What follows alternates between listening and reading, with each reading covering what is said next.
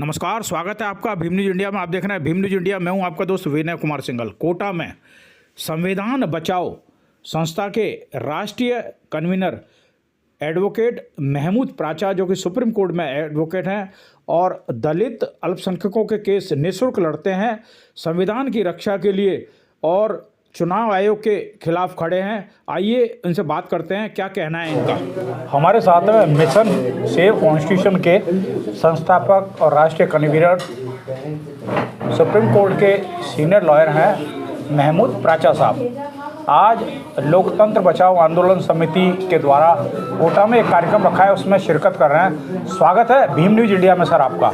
आप ये बताइए, पहला प्रश्न तो ये है, आप सुप्रीम कोर्ट में प्रैक्टिस करते हैं, आपके ऊपर ये आरोप लगता है कि आप मुसलमानों के ज़्यादा लड़ते हैं, क्या सही है? नहीं, तथ्यात्मक रूप से भी ये बात बिल्कुल गलत है और मैं मुसलमानों के केस भी लड़ता हूँ, बल्कि मैं हर एक मजलूम के केस लड़ता हूँ, जो भी मजलूम है उसके केस लड़ता हूँ। लेकिन अगर आप नंबर पूछेंगे तो मेरा जो केसेस, जो मैं फ्री में केसेस लड़ता हूँ, यानी कि प्रो बोनो लड़ता हूँ, उसका 60% से ज़्यादा शेड्यूल कास्ट और शेड्यूल ट्राइब के केसेस हैं मेरे, और उसके बाद मुस्लिम्स का नंबर आता है। तो 60% से ज़्यादा केसेस मैं शेड्यूल कास्ट और शेड्यूल ट्राइब कम्युनिटी के लड़ता हूँ। सर, एक और सवाल है, देश में जगह जगह मस्जिदों के सर्वे की बात कही जा रही है, इसके बारे में आपका क्या कहना है? देखिए, सर्वे जो है, कोई भी सर्वे अगर ईमानदारी से होगा तो वो किसी को कोई दिक्कत नहीं है, लेकिन सर्वे ईमानदारी से हो ही नहीं रहे हैं, इससे दिक्कत है। ईमानदारी से सर्वे होगा तो 84,000 से ज़्यादा। यू मीन मैलाफाइड इंटेंशन से सर्वे हो रहे हैं? यस, ये कहना। और जो अधिकारी हैं और जो यहाँ तक के जजेस भी हैं, अब तो 4 सुप्रीम कोर्ट के जजेस ने खुद बोल दिया है ना, प्रेस कॉन्फ्रेंस करके, के जजेस भी दबाव में, और उसके एक के बाद एक एग्जाम्पल मिलते जाते हैं कि जजेस खुद एक ख़ास विचारधारा, यानी कि विश्व हिंदू परिषद RSS की विचारधारा, जो मनुवादी मानसिकता की विचारधारा है, उसमें जाके भारत के संविधान के खिलाफ ही बोलना शुरू कर देते हैं। तो ये जो सर्वे हो रहे हैं, जो कानूनी कार्रवाई हो रही है, जैसे हमारे चंद्रचूड़ साहब हैं, उन्होंने तो बोल ही दिया कि मैंने संविधान के हिसाब से नहीं जजमेंट लिखी है। इतनी महत्वपूर्ण जजमेंट, एक जजमेंट के बारे में तो बता ही दिया उन्होंने, अंतरात्मा के हिसाब से दिया है। किसी और माध्यम, किसी और के कहने पे या किसी और के इंस्पिरेशन से जजमेंट लिखी है। तो जब चीफ जस्टिस साहब ने ये बता दिया, तो ये है प्रॉब्लम। अगर ईमानदारी से कोई कार्रवाई होगी तो मैं आपको वही बता रहा था, कोई किसी को दिक्कत नहीं है। ईमानदारी से अगर ये सर्वे होंगे तो 84,000 से ज़्यादा बुद्ध विहार मिलेंगे, बहुत बड़े बड़े मंदिरों के स्थान पे। ये ओरिजिनल बात है। मस्जिद, मुझे नहीं लगता कोई भी इस प्रकार की, बहुत मुश्किल से कुछ मुट्ठी भर मस्जिदें शायद ऐसी मिल पाएँ जो किसी मंदिर को या किसी और धर्मस्थल को तोड़ के बनी हो। एक प्रश्न और है सर, वक्फ बोर्ड के सर्वे की बात की जा रही है। वक्फ बोर्ड की जो स्थापना है वो आज़ादी से पहले की है, क्या कहना है आपके बारे में?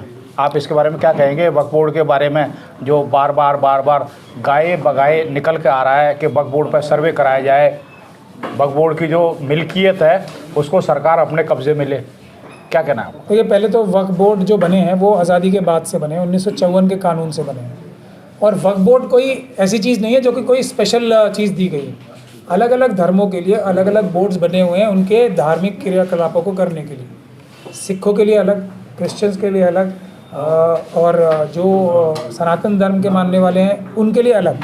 तो ये सब धर्मों के लिए है, कोई एक धर्म के लिए नहीं है, पहली बात। दूसरी बात यह है कि वक्फ बोर्ड एक ज़रिया है कि सरकारी मदद, किसी भी धार्मिक गतिविधि को चलाने के लिए जो सरकारी मदद हो सकती है, ताकि उसमें ईमानदारी से काम हो, एक सरकारी और संवैधानिक सुपरविजन रहे, उसके लिए वक्फ बोर्ड बने। वरना आज़ादी से पहले भी वक्फ की प्रॉपर्टीज़ थी, सैकड़ों सालों से हैं वक्फ की प्रॉपर्टीज़।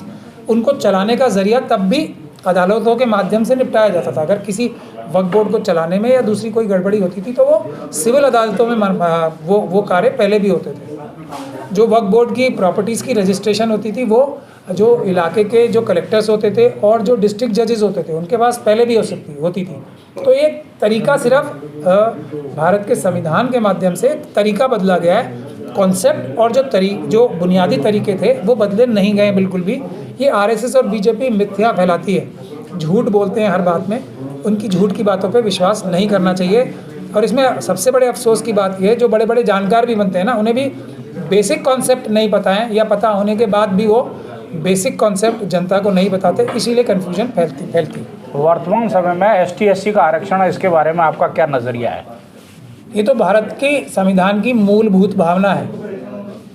भारत का संविधान एक वोट का अधिकार दे के सबको देश का बराबर का मालिक बनाता है। इसका क्या मतलब है कि सभी देश की सभी संपदाओं पे बराबर के मालिक हैं, अपनी संख्या के हिसाब से मालिक हैं।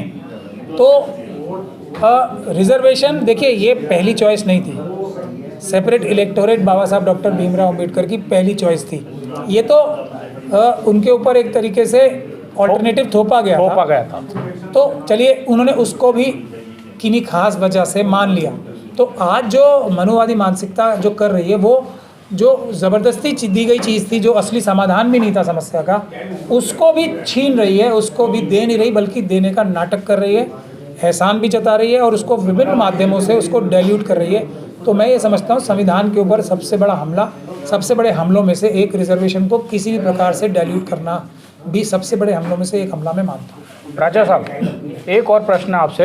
ये कोई किसी के ऊपर एहसान नहीं कर रहा है रिजर्वेशन। एक तो ये देखिए, ये एक तरीके से जो गलती है, सैकड़ों हज़ारों साल की गलती है, उसका प्रायश्चित एक तरीके से मान लिया जाए तो उसको उस तरीके से देखना चाहिए। और इसको मेरे ख्याल से कुछ कम्युनिटीज़ ऐसी हैं जिनको संख्या से ज़्यादा रिजर्वेशन मिलनी चाहिए। शेड्यूल कास्ट और शेड्यूल ट्राइब उसमें से सबसे महत्वपूर्ण कम्युनिटीज़ हैं जिनको अपनी संख्या से ज़्यादा रिजर्वेशन मिलनी चाहिए, लेकिन संख्या के अनुपात में भी आज मेरे ख्याल से उसका 10वां हिस्सा भी नहीं मिलता है उनकी संख्या के हिसाब से भी, क्योंकि बेईमानी होती है रिजर्वेशन के साथ। राजा साहब, एक और प्रश्न है।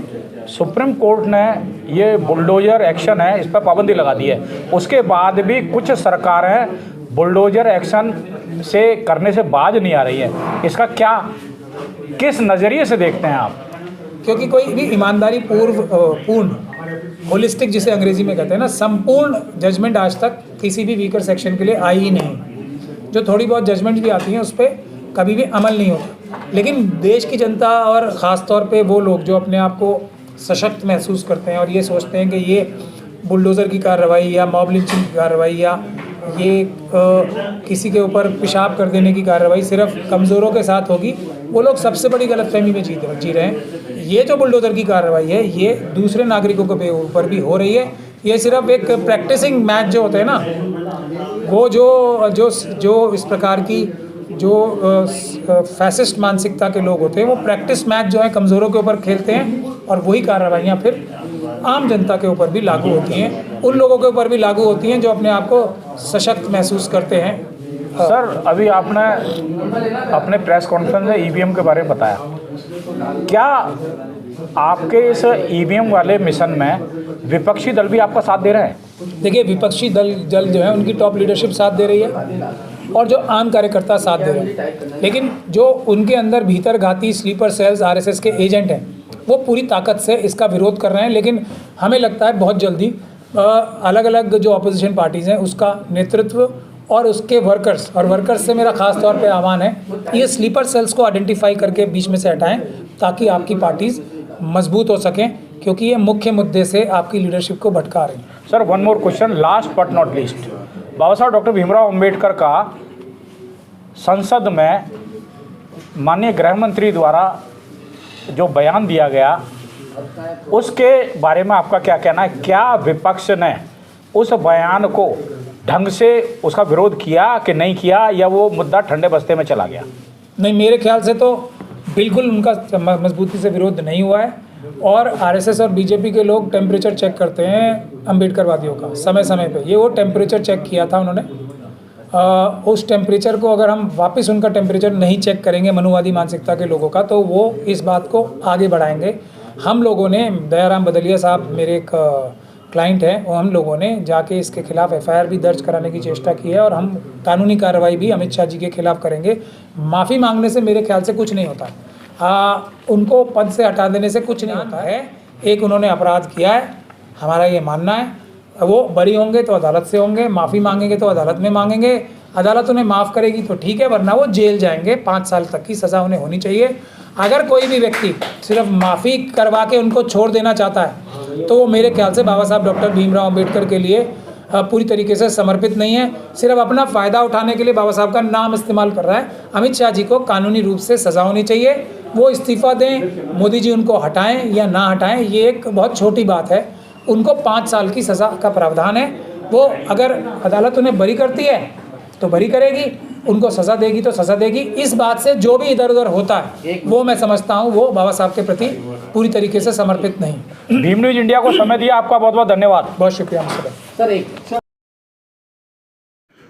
आप देख रहे थे भीम न्यूज़ इंडिया की रिपोर्ट। यदि आपको हमारे द्वारा दिखाई गई खबरें पसंद है तो प्लीज़ हमारे चैनल को यूट्यूब पर सब्सक्राइब कीजिए, लाइक कीजिए, शेयर कीजिए, कमेंट्स कीजिए। भीम न्यूज़ इंडिया के फेसबुक पेज को भी फॉलो कर सकते हैं। आप अपनी खबरें हमें 9414317167 पर भेजिए, हम दिखाएंगे पूरे भारत में। बने रहिए हमारे साथ, देखते रहिए भीम न्यूज़ इंडिया, आपका अपना चैनल, आपका